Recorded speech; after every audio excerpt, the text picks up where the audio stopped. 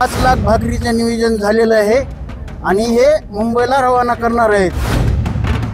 जेवढी परिस्थिती बिकट तेवढा मराठा तिखट। ह्या भाकरी सत्तेला काय सांगतायत? सांगतायत मराठ्यांच्या रगात असलेली ताकद। सांगतायत एक असा इतिहास ज्यानं ही भारतभूमी हल्ली होती। आणि सांगतायत की हा सह्याद्री हिमालयाला ताब्यात घेण्याची ताकद ठेवतो। 5 दिवस मराठे मुंबईत आले। पहिल्याच दिवशी त्यांच्या खाण्यापिण्याची वानवा झाली। दिवस उपाशी काढावा लागला। पाण्याचाही घोट नशिबी आला नाही। पण जेव्हा हे गावाला कळालं तेव्हा तिथून जे आलं याची कल्पना कधीही मुंबईकरांनी केली नसेल।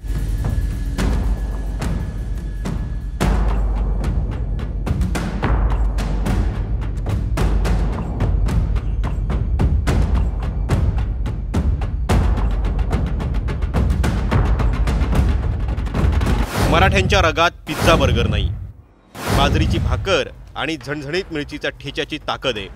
आणि हीच ताकद पुरवण्याचं काम केलं गावानं। गावागावातून भरून भरून भाकरी ठेचा मुंबईत पोहोचला आणि तो आंदोलनात लढणाऱ्या मराठ्यांची ताकद बनला। वाशीचं एक्झिबिशन सेंटर असो की आझाद मैदान की CSMT स्टेशन, सगळीकडे मराठे किती सदन आहेत हे दाखवून दिलं। आणि राहिला प्रश्न सिविक सेन्सचा, तर हे शहरातले शहाणे जेव्हा कोकणात किंवा इतर ठिकाणी जातात तेव्हा त्यांच्या बिस्लरीच्या बाटल्यांची घाण तिथं सोडून येतात।